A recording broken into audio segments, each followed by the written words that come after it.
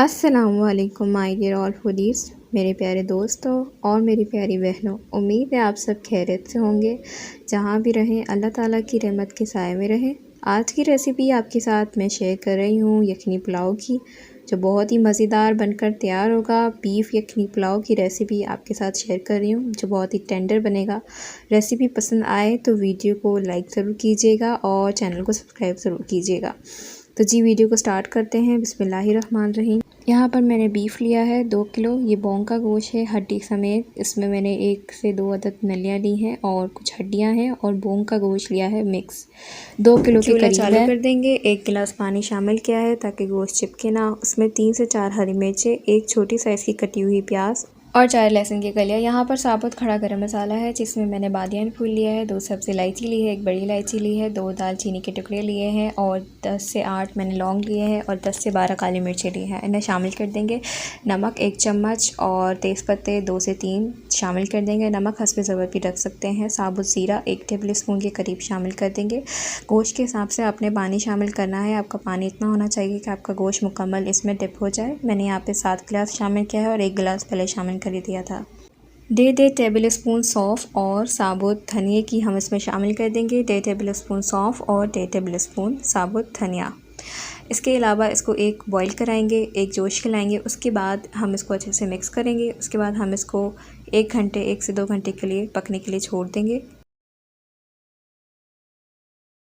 मुकम्मल 1 घंटे में गोश्त वैसे गल जाता है। अगर कसर लगे तो आप इसको गला लीजिएगा। जब तक ये मुकम्मल टेंडर नहीं हो जाता, जब तक 1 घंटे तक हम इसको पकाएंगे। 1 घंटे बाद यहाँ पर आप गोश्त को चेक कर सकते हैं। बहुत ही खूबसूरत खुशबू यहाँ पर आ रही थी। बोंग का गोश्त है तो सॉफ्ट बहुत ज़्यादा होता है और अंदर से बहुत ही टेस्टी होता है खाने में, तो उसका पुलाव बहुत ही ज़ायकेदार बनता है। यहाँ पर हमारा गोश्त तकरीबन गल चुका है और खुशबू बहुत मज़े की आ रही है और यखनी भी हमारे पास काफ़ी हद तक आ चुकी है। तो अब यहाँ पर मैं इसको छान लूँगी। यहाँ पर मैंने गोश्त अलग कर लिया है और यखनी अलग कर लिया है। इसमें से हमने गरम मसाले अलग कर लेने हैं। तेज़पत्ता, गरम मसाले, हरी मिर्चें और लहसुन वगैरह जो हमने यखनी में डाला था वो हम अलग कर लेंगे और गोश्त अलग कर लेंगे और यखनी अलग कर लेंगे। 1 कप में आधा गिलास पानी और 1 टेबल स्पून साबुत ज़ीरा शामिल करेंगे। 1 बादियान फूल शामिल करेंगे। 2 से 3 लौंग शामिल करेंगे और दालचीनी का 1 से 2 टुकड़े शामिल करके और 1 छोटी सब्ज़ इलायची इसमें शामिल कर देंगे और इसको अच्छे से भिगा देंगे, जो भी हमारा साबुत गरम मसाला है। यहाँ पर 1 कप ऑयल लिया है। आप कप की मेजरमेंट देख सकते हैं। यहाँ पर हम एक बड़ा तपीला ले रहे हैं जिसमें हमारे चावल बहुत अच्छे से पक जाएँ। खिले खिले बड़ा सा लेना है ताकि आपके चावल टूटे ना। 1 कप ऑयल लीजिए और उसमें जो हमारा गरम मसाला हमने पानी में डाला था वो शामिल कर देंगे।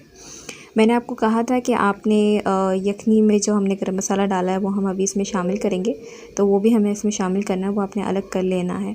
यहाँ पर हरी मिर्चों का पेस्ट शामिल करेंगे, जो 12 से 15 के करीब हरी मिर्चें हैं जिन्हें मैंने पीस लिया है और ये गाढ़ा पेस्ट है। टेबल स्पून में ये 3 से 4 के करीब होगा। अदरक लहसुन का पेस्ट शामिल कर देंगे 2 चम्मच के करीब। उसके बाद इमली पल्प के समेत शामिल कर देंगे। 40 ग्राम मेरे पास इमली है जिसे मैंने भिगोकर 15 से 20 मिनट पहले रख दिया था, वो शामिल कर देंगे। इससे पुलाव में टेस्ट और खुशबू दोनों ही बहुत ही प्यारी आएगी। कड़ी पत्ता शामिल करेंगे। 5 से 6 मैंने पत्ते लिए हैं, उसे शामिल कर दिया है। इससे भी खुशबू बहुत ही ज़बरदस्त आती है। नमक 1 चम्मच शामिल करेंगे, 1 टेबल स्पून। आप अपने हस्ब ज़रूरत रख सकते हैं टेस्ट के अकॉर्डिंग, जितना आपको नमक पसंद हो। 1 लार्ज साइज़ का मैंने यहाँ पर आलू लिया है जिसे मैंने यहाँ पर पीसेस में कट कर लिया है। लगभग 4 से 6 के करीब मेरे यहाँ पे पीसेस बन गए थे 1 लार्ज आलू में। गरम मसाला पाउडर शामिल करेंगे हाफ़ टेबल स्पून भरकर। सारे मसालों को मिक्स करने के बाद हाई मीडियम फ्लेम पर 2 मिनट के लिए आपने इसको अच्छे से भुनाई कर लेनी है। जब तक इसमें एक बहुत ही खूबसूरत सी खुशबू नहीं आ जाती तब तक आपने इसकी भुनाई करनी है, तकरीबन 2 मिनट के करीब। भुनाई करने के बाद हम इसमें 1 गिलास के करीब पानी शामिल करेंगे ताकि हमारे आलू जो हैं वो अच्छे से सॉफ़्ट हो जाएं। 5 से 10 मिनट के लिए इसको कवर करेंगे जब तक आलू गल नहीं जाते। यहाँ पर मेरे पास सेलर राइस हैं जो तकरीबन 1 किलो हैं, जिन्हें मैंने 2 घंटे पहले ही धोकर साफ़ सुथरा कर अच्छे से भिगो दिया था। सेलर राइस बहुत ही अच्छा इसका पुलाव बनता है और बाज़ार वाले भी ज़्यादातर सेलर राइस ही यूज़ करते हैं। आप अपनी पसंद की चावल भी इस्तेमाल कर सकते हैं।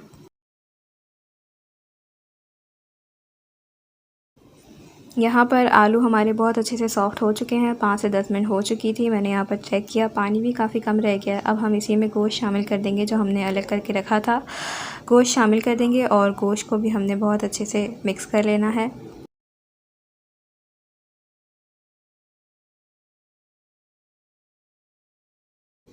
अब यहाँ पर जो हमने मसाला यखनी में से निकाल कर अलग किया था वो हम डालेंगे और साबुत हरी मिर्चें फ्रेश वो हमने शामिल कर देनी है।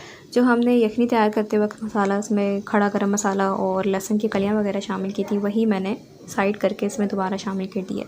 ये जावित्री और जायफल का पाउडर है जिसमें मैंने 4 टेबल स्पून पानी मिलाकर इसमें शामिल कर दिया है। अच्छे से मिक्स करेंगे। जावित्री जायफल आपने लाजमी शामिल करना है, इसी से आपकी पुलाव में खुशबू बहुत प्यारी आएगी।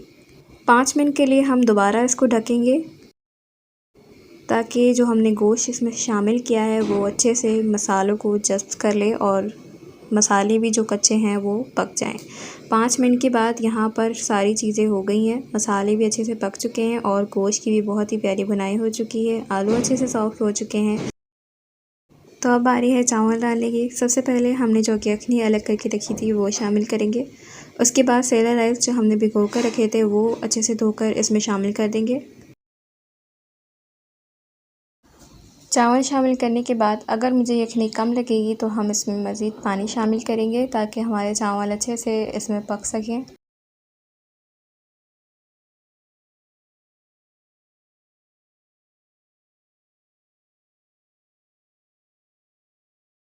चावल की मिक़दार के हिसाब से मैं यहाँ पर पानी शामिल कर रही हूँ, तकरीबन 1 गिलास में यहाँ पे पानी शामिल कर रही हूँ। बाकी तो यखनी हमारी माशाल्लाह बराबर ही हुई है, बस 1 गिलास मैंने ऊपर शामिल किया है। 4 मिनट में हाई फ्लेम पर इसको पकाऊंगी कवर करके, मीडियम हाई फ्लेम पर पकाऊंगी। 4 मिनट बाद 60% पानी यहाँ पर खुश्क हो चुका है। अब हम इसे लो फ्लेम पर पकाएंगे तकरीबन 5 मिनट का। अगर हम पहले 4 मिनट इसको हाई मीडियम फ्लेम पर कवर करके ना पकाते तो हमें जो है दम ज़्यादा देर तक लगाना पड़ता। बेसिकली 5 मिनट का दम इसके लिए काफ़ी है क्योंकि हमने कवर करके इसको हाई मीडियम पर पकाया है 4 मिनट। तो अब हम 5 मिनट का इसको अच्छा सा बिल्कुल लो फ्लेम वाला दम देंगे। पहले हम अच्छे से मिक्स कर लेंगे ताकि नमक वगैरह हमारे अच्छा सा मिक्स हो जाए।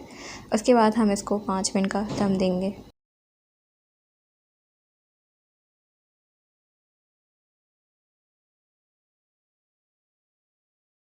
5 से 7 मिनट हो चुके हैं, चावल में बहुत ही प्यारी खुशबू आ रही है और दम बहुत अच्छे से आ चुका है। एक बार हम चावल को चला लेंगे और उसके बाद हम इसे डिश आउट करेंगे। तो ये मज़ेदार यखनी पुलाव बनकर तैयार हो चुका है। नमक, मिर्च, मसाले सारी चीज़ें बिल्कुल बराबर थी और बोन के गोश्त का पुलाव आज हमने बनाया है और बहुत ही मज़ेदार, बहुत ही सॉफ़्ट और बहुत ही मसालेदार और बहुत ही खुशबू वाला ये पुलाव बनकर तैयार हुआ है।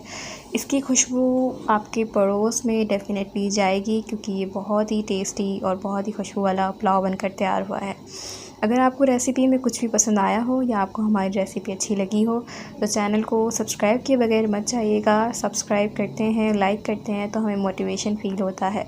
आप यहाँ पर गोश्त चेक कर सकते हैं कि कितना सॉफ़्ट, कितना नरम और कितना टेंडर है। इसकी बोटी कितनी परफेक्टली टूट गई। बहुत ही मज़ेदार, बहुत ही जूसी था कि आप साबुत बोटियाँ खा सकते हैं अगर आप गोश्त के बहुत ही शौकीन हैं। तो यहाँ पर चलते हैं, वीडियो होती है हमारी एंड। अपना बहुत सारा ख्याल रखें, मिलते हैं नेक्स्ट वीडियो में। अल्लाह हाफ़िज़।